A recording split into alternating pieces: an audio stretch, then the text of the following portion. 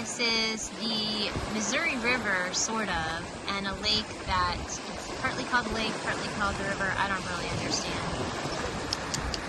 And we have a fishing boat out here. Guys.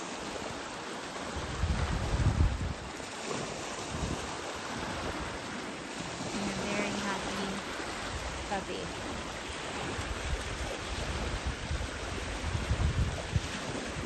So this is what it looks like at the end of the day when you've just put up your tent and you've driven for 5 hours and you're tired and you just really don't care what your hair looks like.